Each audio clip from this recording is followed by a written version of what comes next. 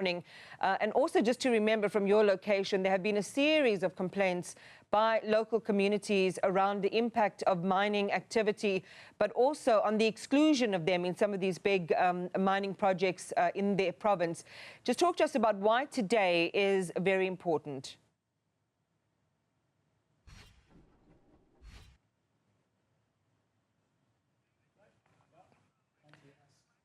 All right, we've lost the signal with Refiloe. We'll try to re-establish. Very important one there as we look at enforcement. It's been one of the sort of missing pieces in dealing with illegal mining activity, specifically countrywide. The Judicial Service Commission says interviews to fill critical judicial vacancies scheduled for this week will proceed as planned from today. The High Court in Johannesburg has dismissed the Umkhonto we Party's urgent application to halt those interviews. The party wanted activities to be suspended pending a review of impeached Judge Dr. John Hlophe's participation.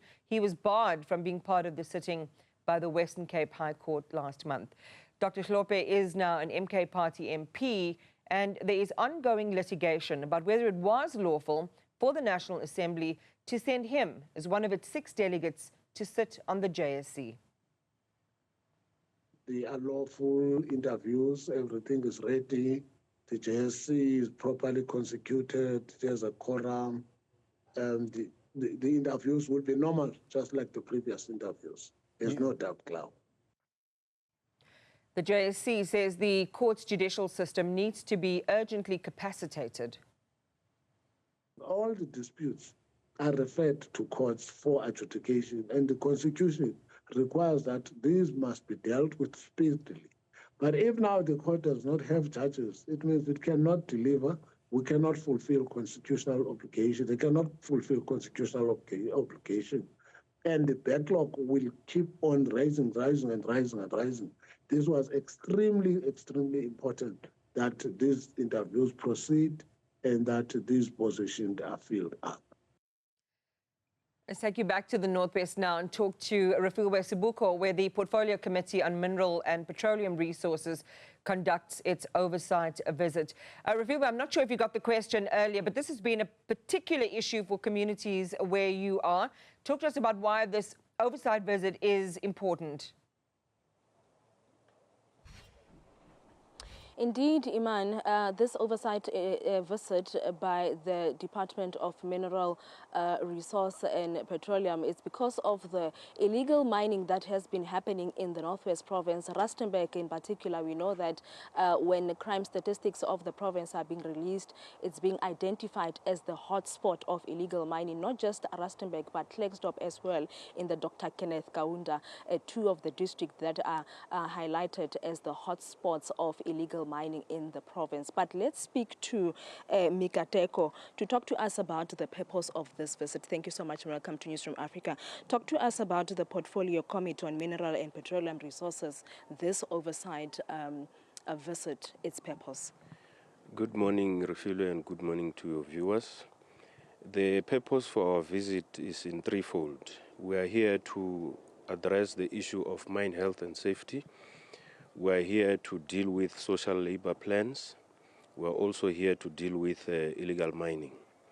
We decided this because we have what we call a legacy report that was drafted by the 6th administration, which lifted these 3 issues to be most important. And we appreciate that we have done well, relatively well, in terms of how we attend to illegal mining. But in the Northwest and elsewhere, there is still prevalence of illegal miners. And we really want the department and law enforcement agencies to address this issue, because as and when we try to bring what we call artisanal and small-scale miners, they fight for territory, because as you would know, they are small, they must mine in the same territory where the Zamazamas are. And in the immediate, they get chased away with strong weaponry and just violence. So we can't have small-scale miners and artisanal miners working within the law if we still have zamazamas. That's why it's important that we deal with zamazamas decisively.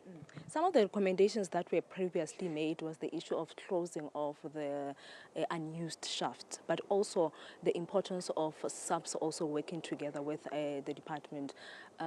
We have the Operation Valamkoti. Do you think that operation is working in relation to dealing with zamazamas in the province? We have an appreciation that it's working. However, as you know, the department in a year can manage to close around 7 of those holes because of the budget that is allocated to them. So we think much needs to be done. But from where we are sitting, there is progress. We just must make sure that the law enforcement agencies, they assist where holes are closed, they do their part, and we take it from there. But I think we're making great progress there. And when you're talking about illegal mining and it's affecting the economy, but also affecting mines, how much of a concern is it to you?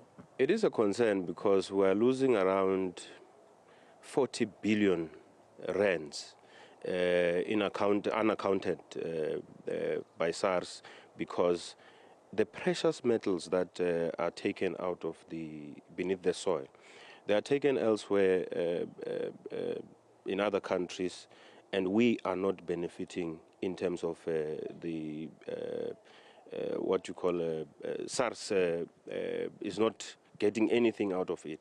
And so it's a concern that the kingpins are living large in your Dubai, in your Europe, when we are living in squalor, and we are not getting anything out of what they are doing there. But most concerning is the crime associated with illegal mining, because people have cash, people have guns, they terrorize communities.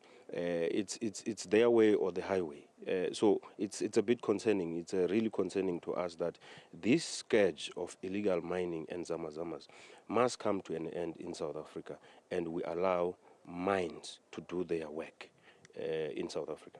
Thank you so much for your time. Chairperson of the Portfolio Committee on Mineral and Petroleum Resources, Mikateko Mahlaule. They will be engaging with different stakeholders, but it is a concern that illegal mining, it's costing the country billions of rand, Iman.